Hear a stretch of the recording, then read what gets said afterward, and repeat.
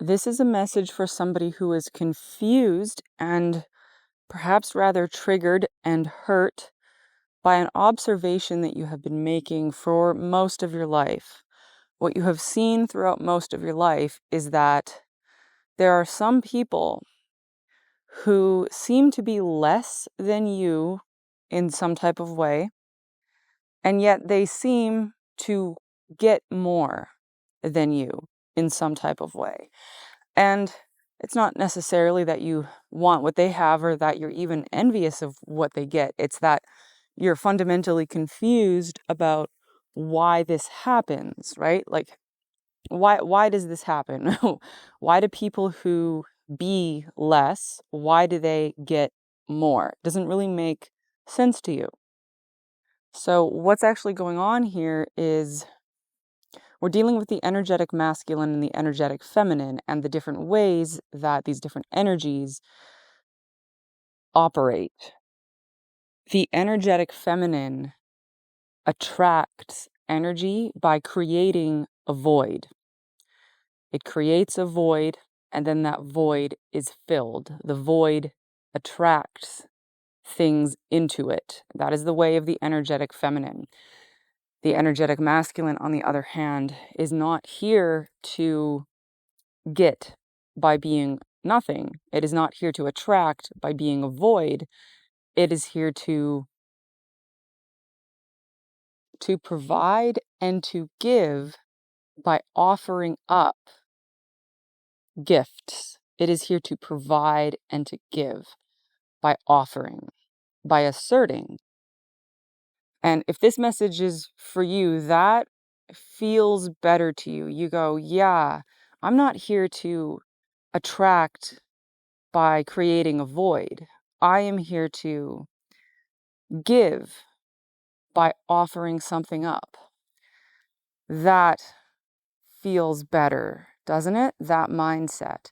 So why has this confusion been plaguing you? It's because something, right? Some kind of repeated pattern in your life, something you've been seeing over and over and over and over again.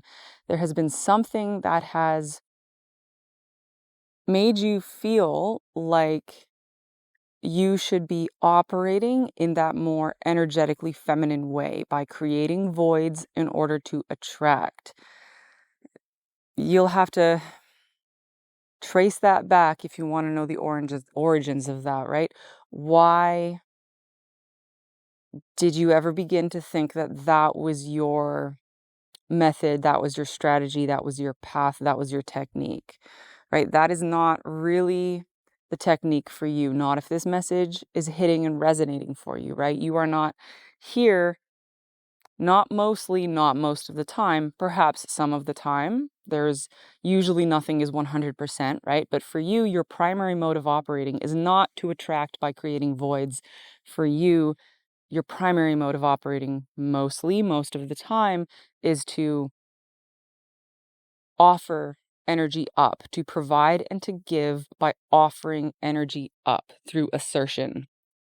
And something has derailed that for you in this life. And so that is what you are detangling at this moment. You are course correcting yourself so that you can get back into your more natural mode of offering up gifts, of providing and giving through assertion.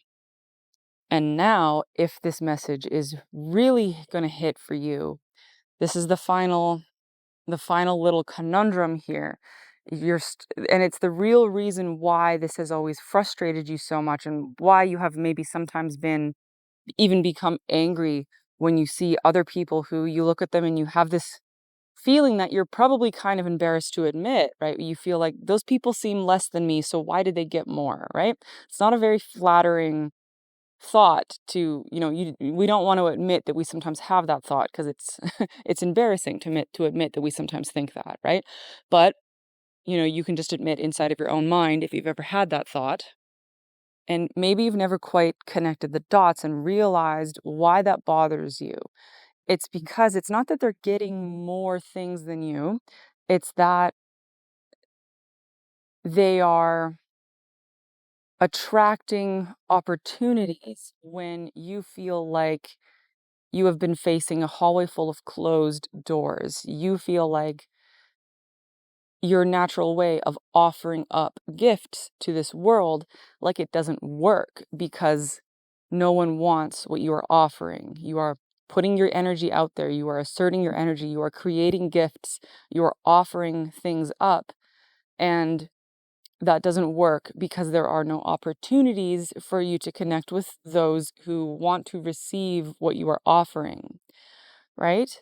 And that is the center of this frustration. That is the real center of this frustration. That so when you have offered and offered and offered and tried and tried and tried and put yourself out there and put yourself out there and put yourself out there and tried to provide and tried to forgive, and you've just had the door slammed in your face, or you haven't even been able to find a door to begin with, that that's why it's so frustrating, because you're not able to operate within your natural mode.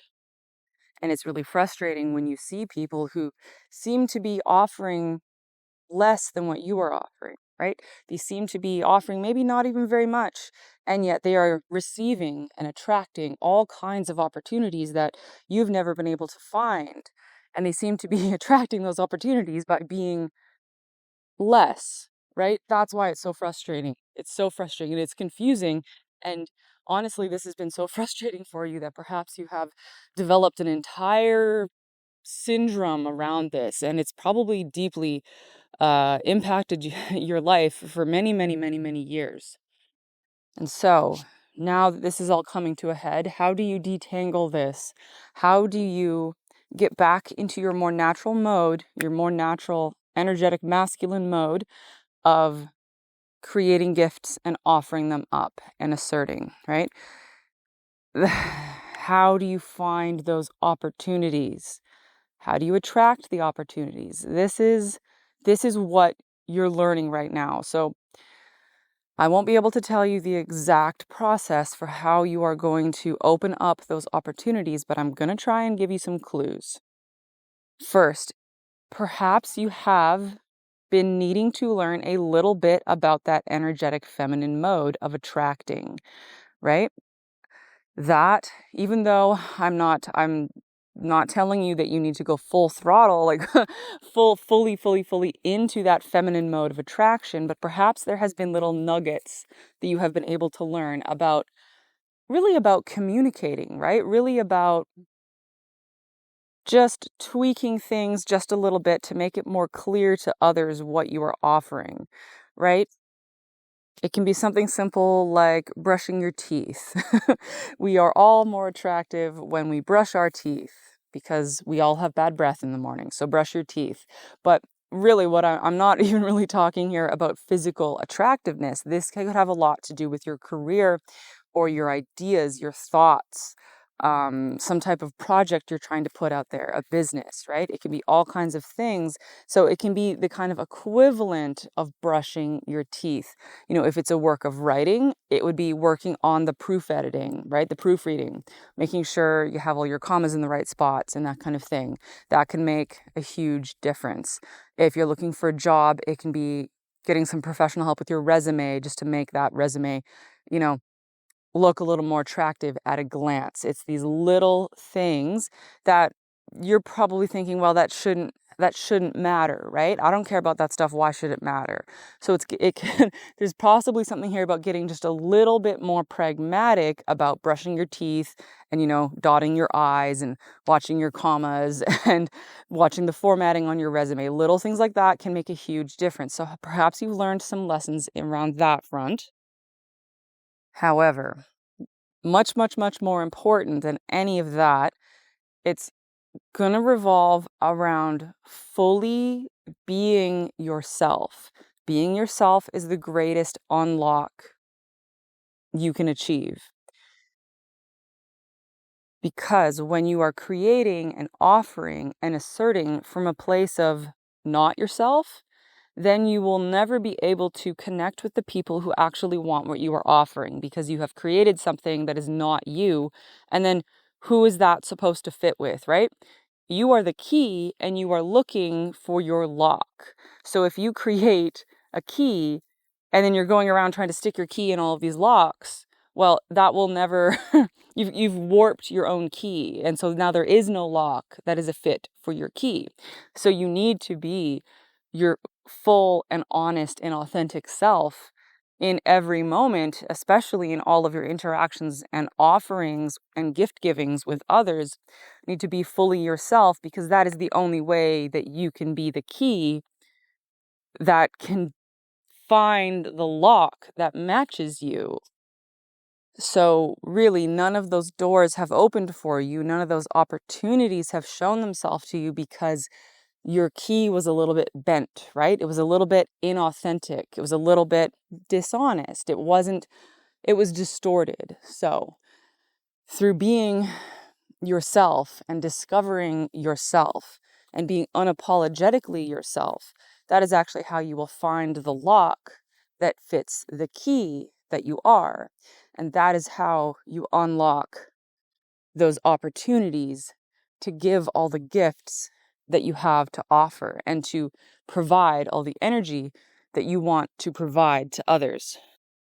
And then people will never look at you again and say, you're being too much, go be less, go be nothing. And you will no longer be tempted to become less or to try being nothing, because you can never be too much of yourself when you are fully yourself, because there will just always be more demand for what and who you already are.